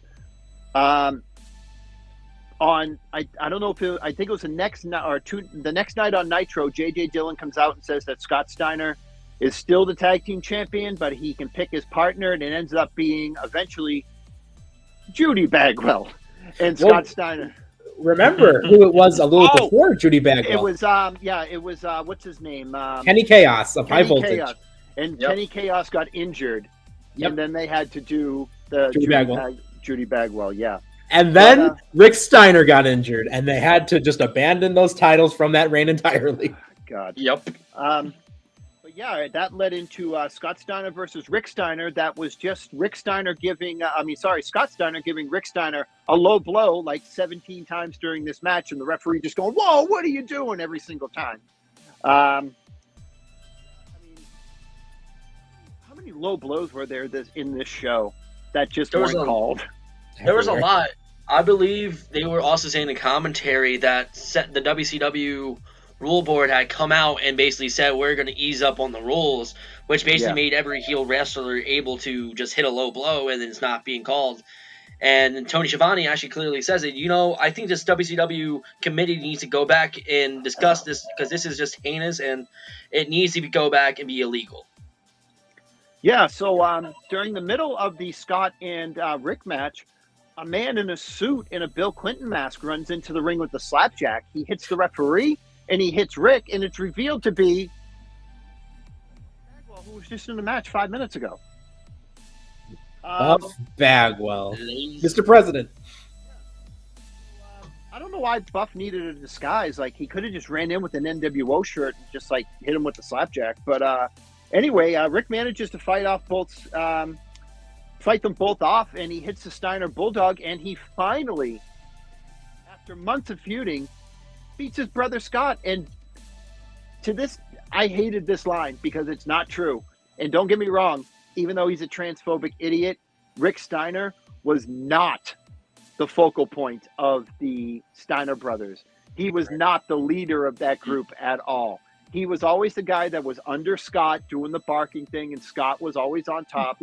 Scott Steiner was the captain of the Steiner brothers in one match, or two matches. One where Scott didn't get pinned does not revise history, okay? So, Bobby Heenan, I'm taking issue with you from the grave, buddy. I do want to, when I look at, these matches we had, the tag team title match, first and foremost, honestly, I split it into two parts because the first half of that match, honestly, I rated a 5 out of 10 because I didn't care. But when it started getting hot after Bagwell left to go change into, the Mr. President outfit, that second half without Bagwell was honestly, I put that as an 8 out of 10 because that it 2 versus really 1, that was so much fun. And even though it took the Giant quite a bit to get his footing on the top, oh my God, dude! And he finally just puts it on the rope. Yeah, he's just like, all right, that's it. And then he jumped, the whole crowd was like, let's go. And then again, for Rick versus Scott, because then you started having guys like Stevie Ray and Vincent coming out to hand Mr. President the slapjack. And it's just like, okay, this is where it happens, the numbers game. And then Rick Steiner secures that W. And remember, too, former NWO referee Nick Patrick was the one that came out to count the pinfall as well there. So he was he had a lot of ref. Yeah, But exactly. So you had a lot of momentum there, and Rick honestly had an amazing moment between those two matches, and the whole crowd was behind him every step of the way. And I personally really enjoyed what was going on there through and through. And a shout out also to Charles Robinson for taking a very sick bump from Scott Steiner. Oh yeah, but you know what the thing about that match is that they did it a lot in WWF when they had, Stone Cold overcoming the odds, stunning like 12 Yeah. people, and then raising the belt and drinking beers. But you didn't see it in WCW. It was always the NWO going over people. So when you finally had a babyface with his back against the wall, where the NWO could not babyface and the babyface prevailed, it was kind of a rare thing to see in WCW. So I think that's why when people saw that he was in a 2-on-1 situation, they're like, he's not facing Scott. He's not winning the tag titles. When he did win the tag titles, that's why it was so hot. People were like, oh shit, now he's got Scott. Oh, but he's not going to beat Scott. Then he starts whipping Scott's ass. And then Bob Bagwell comes out and Stevie Ray comes out and the Slapjack gets involved. And they're like, oh man, we really wanted the fairy tale ending. We're not getting it. And then all of a sudden he fights them all off and he wins. And they're like, holy shit, what the fuck just happened? Yeah, this is the first of 5 co-main events. And one last thing, and Robbie, I'll let you go right there, but we have to give a shout out. Speaking of sponsors, Chucky was also a part of the process with Rick Steiner, because they were promoting Ride of Chucky around this time. Yeah, Robbie. Definitely my nightmares there. But otherwise, I was honestly ready to just give this match at least a 1 or 2 stars.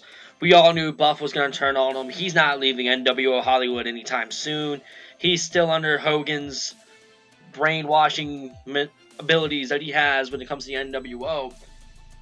But what really did it for me was seeing Rick Steiner being able to fight off not only his brother Scott, but a 552-pound giant in the Giant. Seeing him be able to do that, the Giant hitting that missile drop kick, the crowd pops off. That's when, to me, it started getting like, okay, now we're getting somewhere here. Scott's overselling. Rick is going to be able to do it here. All right, awesome. So from out of 5 stars, for room for improvement, but I gave it a 4 just for that raw reaction of what it was like for Rick to finally prove the odds. And then going into the next match, besides the whole NWO shenanigans and then having Buff Bagwell come out, honestly, I was hoping it was going to be somebody else. I thought it was Scott Norton, in all honesty. I thought it was Scott Norton in that damn thing. But seeing it was Buff Bagwell again, that kind of took it down. But the action itself, seeing Rick being able to do something, as Mack had mentioned at that point in time, getting one over the NWO was very rare. Both matches to me were very right there at the 4 stars out of 5. That bulldog off in that ending in the match to Scott Steiner, and then hearing that crowd erupt for Rick Steiner. I think that was like one of the biggest pops Rick ever got, and I don't think anything ever topped that. I think at that point that was peak moment for Rick Steiner, and he hasn't been able to do anything since. And then after that, his career just went and took a downfall. He wasn't able to climb that ladder once again. So not much Rick Steiner 4-star matches in a singles match, but I honestly had fun with both those matches. It was a roller coaster for me. Oh, they absolutely were. And I think, too, we need to also give a huge shout-out to Rick Steiner for doing a great job, because this was something else I was noticing. Remember, Buff Bagwell was recuperating from that really bad neck injury, and Rick was doing a great job protecting him. Like, when it looked like we were going to get, like, the double clothesline, he only clotheslined Scott and then just quickly, kind of threw Buff into the ropes. Like, he was doing a great job keeping Buff Bagwell safe, I have to say. Yes, he did. Honestly, that's one thing Rick was known for, is not hurting anybody.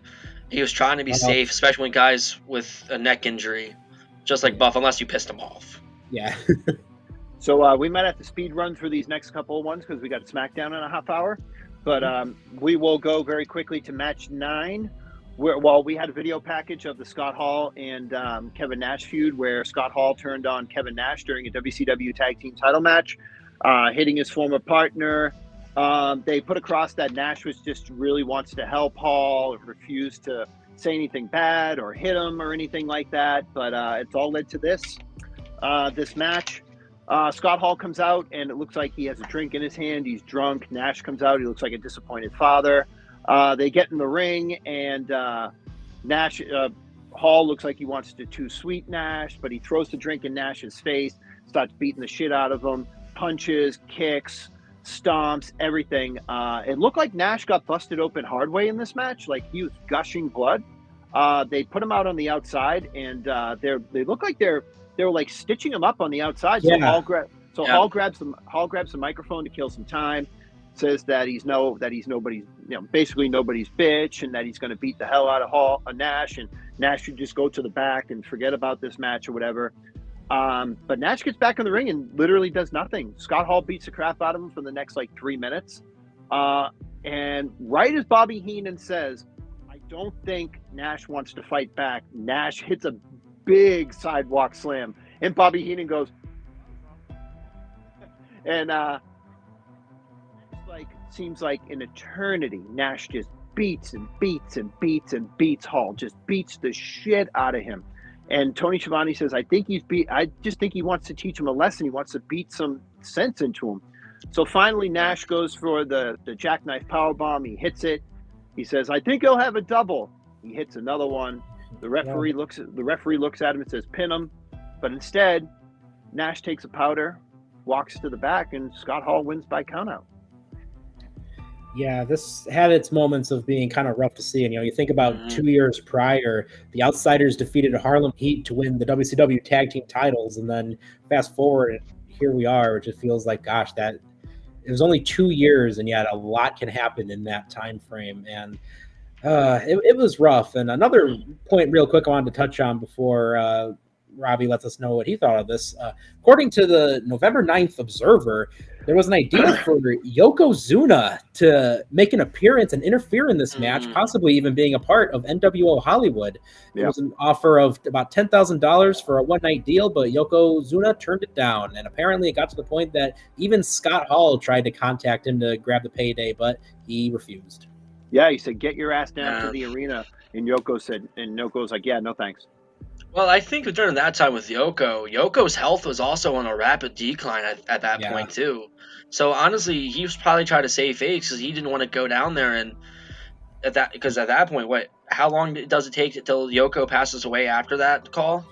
I think it was 2000 Yoko passed away in. Yeah, so it's like long. 2 years later. So I can see why he didn't want to take it. He was kind of more concerned about his health. It was nearly 2 years to the day after this. Nearly. Yeah. But what did you think of the match, Robby? I did give it a 3.5 stars, just for the match content of it. But after watching it, I reached out to you guys last night, and I felt like at some point that was a shoot. The way they were doing everything. That addiction storyline, which I completely hated. I hated it then. I hated it when they did it to Jeff Hardy in 2020 in WWE. A part of me felt like at some point, right after Nash got busted open the hard way, that Nash hit a switch. In some way, shape, or form, that looked like it wasn't supposed to happen, and Nash just lit up. To me, in some way, shape, or form, for whatever reason, because from where my prediction for this is, looking at everything that was happening in the rumors and everything they're putting in that addiction storyline, to me it was just setting up to embarrass Scott Hall. To try to get it, by basically saying, if you don't get help, I am going to literally beat the shit out of you at Halloween Havoc. And that's where it felt. And that's where it takes that term of realism. I don't know if this has ever been put out there or not. Kevin Nash never spoke on what happened there, or Hall never spoke on it. But to a fan, that was one of the things where I can't tell if this is fiction or if this is actually a shoot, because it just looked very uncomfortable.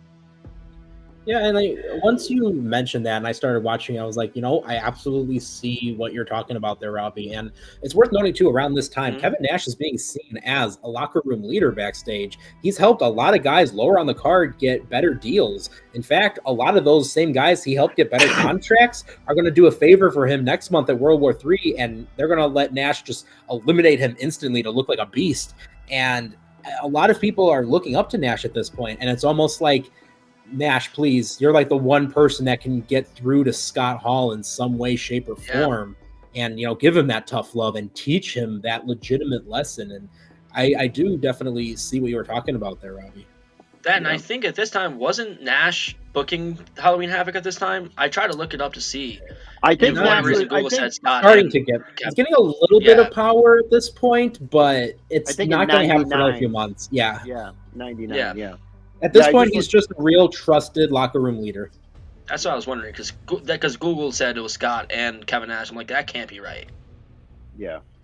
All right, so moving on quickly, we have the WCW United States Championship match between Bret the Hitman Hart, a very checked out Bret the Hitman Hart, and Wolfpack Sting, who looks very greasy with his very black beard.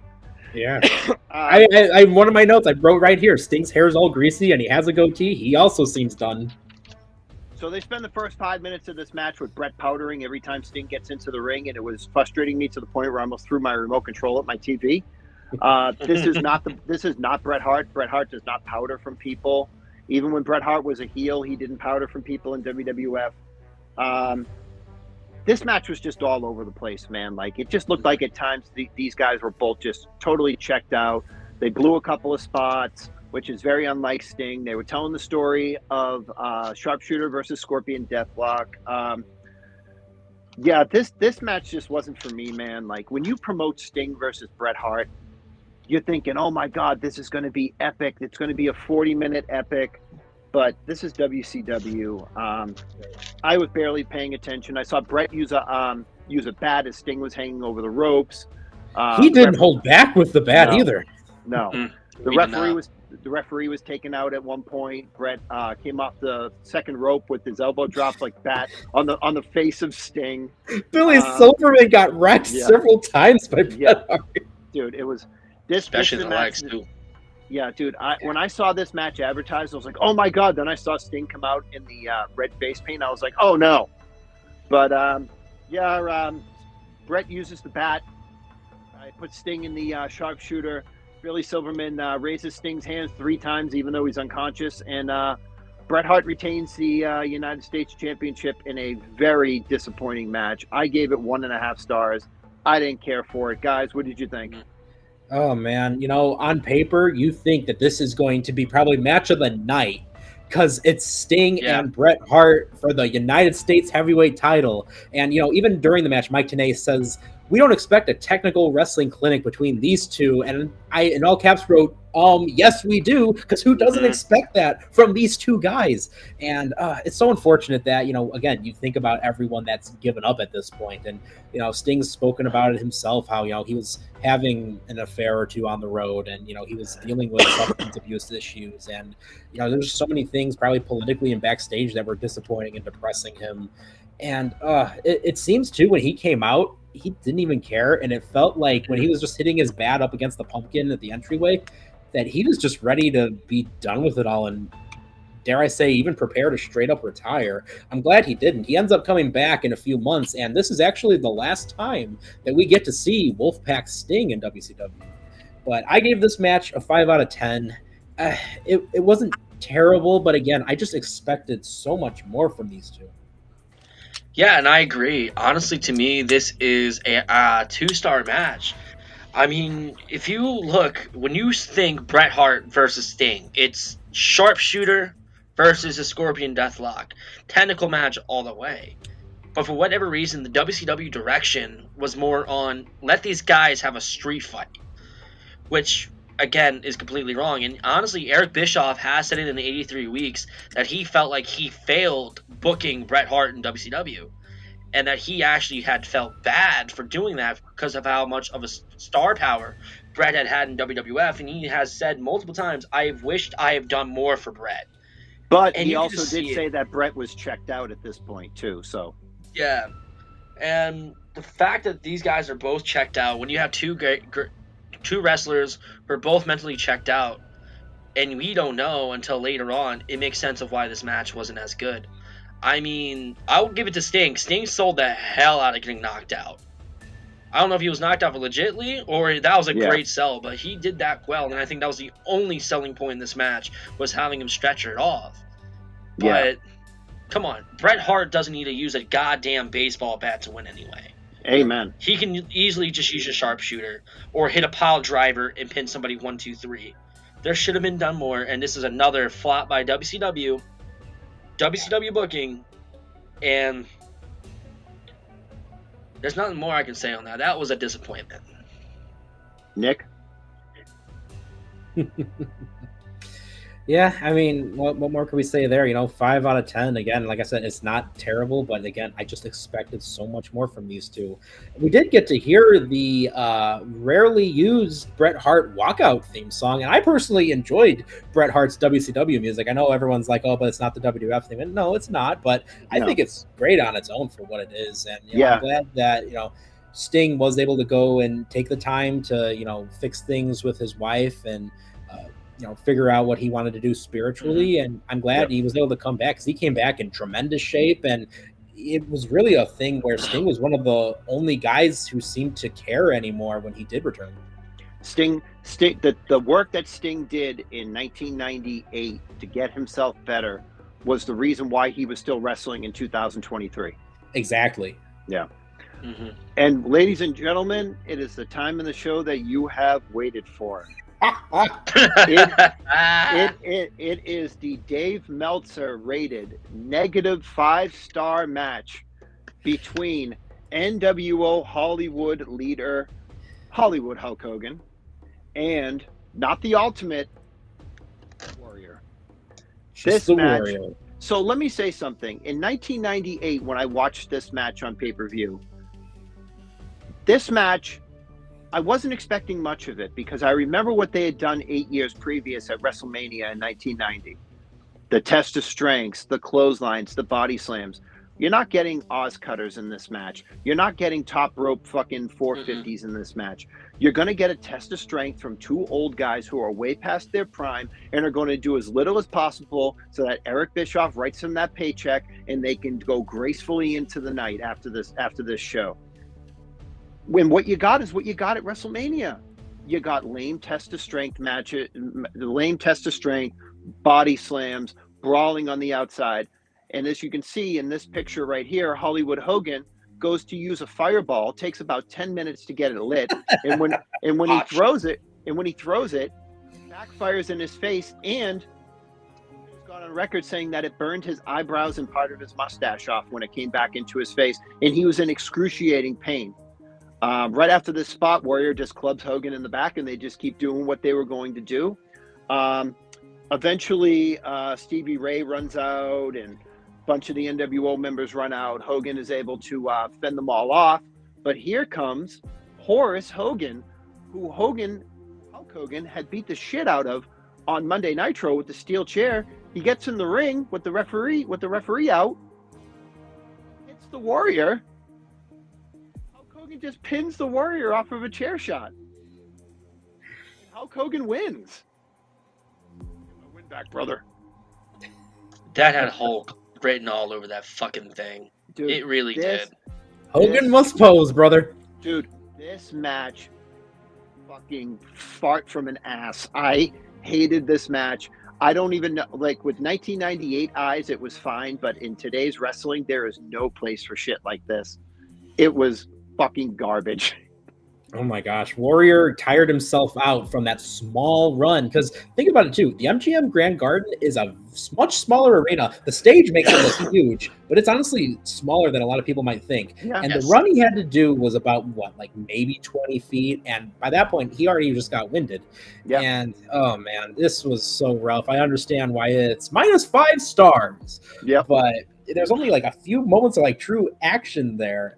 It was again very rough to watch.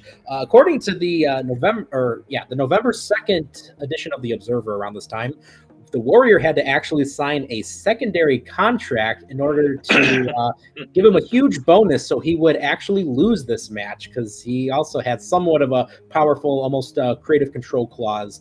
And it seems too that from hearing different reports, and I think even Bischoff on the 83 Weeks podcast was saying Hogan and Warrior both hurt themselves during this match, which is honestly what saved us from something. Because apparently there's also rumors that for World War III next month, either the Warrior or Hogan were going to have a match with Goldberg or have an opportunity in that Battle Royal where they were going to dominate. And it seems that they did kind of want to build in some way towards Goldberg taking on Warrior and Goldberg taking on Hogan. Because, Hogan, around this time, notably, he wanted to get that favor that he gave to Goldberg, cash it in, brother, so he can get that title right back, possibly even by Starrcade. And it seems that this match, being as bad as it was, and both guys getting hurt where they did, almost saved Goldberg. Yeah, he had to lose to Kevin Nash, but honestly, I'd rather that than have him get squashed by Warrior at this point in 1998, because that project, we saw that fail the last couple months, and it led to terrible situations like what it did with Davey Boy Smith. And Hogan's just way past his prime by now. His waning star power isn't helping anyone at all, and it's not helping the ratings one bit. So, hey, Nick, didn't the Warrior come out the next night on Nitro, cut like a 20-minute promo, and then he was never seen again? Correct. He was never seen again. And I think, too, this was around the time that one of the clauses of that new contract, which after he was hurt, they just didn't do anything. And I think they even released him a short time later. I think one of the situations, too, was they had to get rid of that, Warrior impersonator who was the Renegade, who makes about one, maybe two more appearances. He's at World War III, and I think he does like a taping. And then Renegade's released, which does unfortunately lead to a chain of events in Renegade's life where he, takes his own, and it's very unfortunate. Yeah. All the things that happened from Warrior just being given this terrible, dreadful run in WCW. Yeah. Yeah. So we want to go to the main event, guys, with 10 minutes left in the show. The only thing I'm gonna say is, this is the first time I ever gave a fucking match 0 out of 5 stars. That match was atrocious. You weren't the only one. This match was absolutely atrocious. This is where it's like one of these things of where every time that first movie comes out with the sequel, the first movie is always better than the sequel. And this is one of these pro wrestling cases of why the hell are you booking this rematch 8 years down the line when they obviously don't have what it takes anymore? It was utter bullshit. I fucking hated it. This is definitely, in my opinion, clashing of heads with two wrestlers having creative control, not knowing what to do, and basically leaving no choice but that head of creative or booker to go, well, this is what we have to do. Either way, somebody's going to get pissed off. And that's what it felt like. Yeah. Absolutely. All right, and at that point, the pay-per-view is done. Thanks, guys. That's it. Yeah. Now all the good stuff. Famously, right after this match, the pay-per-view feed for WCW had cut off because In Demand told WCW that they had 2 hours and 45 minutes for the pay-per-view, but even extended them another 20 minutes, giving them just over 3 hours. But unfortunately, WCW had to do 3 20-minute promos and 3 matches that nobody really gave a shit about that was cut off of the VHS. And I think it was Hogan and Warrior. Yeah, what was it? Half of the people that were watching In Demand, Nick, got cut off. Yeah, so I have about a figure of 20 to 25% of all homes that ordered Halloween Havoc '98 lost their pay-per-view feeds. Wow, that's terrible. I hope they got a refund. No, they showed it. They showed it the next night on Nitro. Actually, so Robby. They did, which actually got a huge rating for them. That was a 7.18, which is one of the biggest ratings for any wrestling match on cable TV, still to this day. And another important note here is WCW tried to get away with rebates, but that's not good enough. So they had to spend about 7 figures on giving people refunds for the event. So yeah, this was a financial disaster. Then figure out, Warrior's contract just to lose. And it was funny because the WWE Vault just aired this event on YouTube. So after this, please go check that out, chat. And it's on their live stream archive. So it's funny because right when this main event match of Goldberg and DDP was getting ready to start, they did the color bars gag in there, and I really appreciated that. And one last point before we get to that match. According to Tom Green of WCW Deep Cuts, this was actually the second time in 1998 that the feed was cut off early because there was a post-show Travis Tritt concert set for Road Wild 1998, which got cut early, but because it wasn't wrestling, nobody cared. Yeah. That and plus, at that point, nobody really can care less about country music, too. Yeah. Yeah. So, with that being said, that takes us to our last match of the night, which is a fucking humdinger, if I can show my age. It is the WCW World Heavyweight Championship match between champion Goldberg and the War Games winner, Diamond Dallas Page. Yeah, so they did that weird triple threat War Games concept where there's only one winner from 3 teams of 3 or 4. Yep. I thought this match was probably Goldberg's best match during his initial run as champion. Yeah, honestly, I think this is Goldberg's best match, period. Yeah. I think so, too. You could put DDP in there with a broom, and he could get a 3-star match out of you. I know people say that with AJ Styles and Kenny Omega and all that, but legitimately at this time, Diamond Dallas Page is selling. Diamond Dallas Page's character work, his connection with the fans, and his in-ring work were all hitting on a level that no one has ever seen before. The guy was popular as all could be. And, I know that they were trying to play off of the WWF's gimmick of The Rock being the people's champion, but DDP coming through the crowd, and spoiler alert, he doesn't win the title here, but when he wins the title at Spring Stampede, he goes into the crowd, and the crowd's just mobbing him. They did the same exact thing with DDP when he won the European title from Christian on an episode of SmackDown in 2002, where he went into the crowd, and the crowd just loved this guy. So in any iteration of DDP, short-haired DDP, stalking Undertaker's wife DDP, the guy was just tremendously over. And but this match was great. It took a turn when it was Goldberg overpowering DDP, but Goldberg went for a spear. Diamond Dallas Page moved out of the way. Goldberg speared the ring post, and that's when Diamond Dallas Page went taking over, started working the arm and the shoulder of Goldberg. Goldberg just eventually hits a spear out of nowhere and just kills Page, but he can't capitalize on it. He can't get the jackhammer. He goes for it anyway. DDP turns it into the diamond cutter, and both men are down. It takes about 15 to 20 seconds for Diamond Dallas Page to crawl over to make the count, but Goldberg kicks out at 2. Page goes for the diamond cutter again. Goldberg just yoinks him up like he was nothing into the air, into the jackhammer, and pins DDP in about, I think it might have been about 11 minutes, 12 minutes, Nick? How long was it? Yeah, it was about like 12 minutes. Yeah, 12 minutes. And Goldberg... So I got 10 minutes, 29 seconds. Around then, yep. And Goldberg retains his WCW World Heavyweight Championship in what Nick said, and I would probably agree, his best match ever in the company.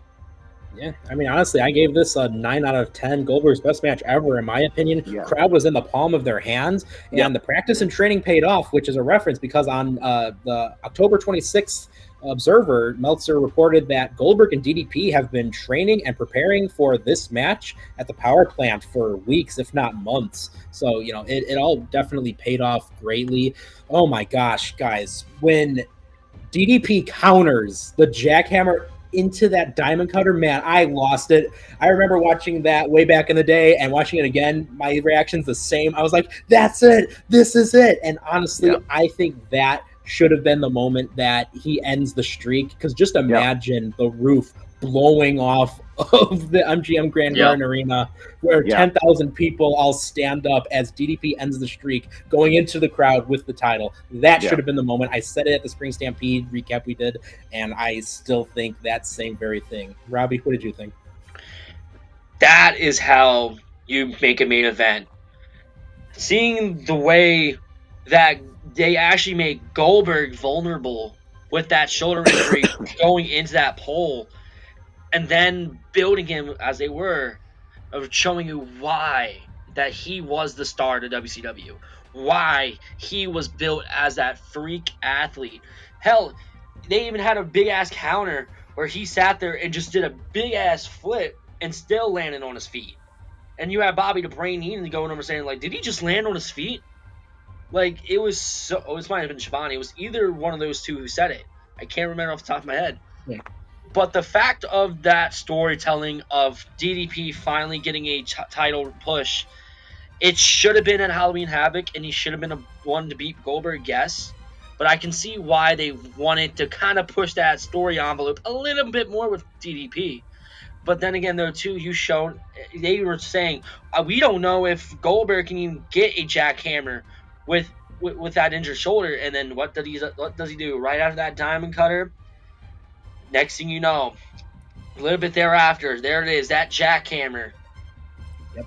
1, 2, 3, fucking electric. The best story-wise, in my opinion, this was the best story out of the whole fucking night.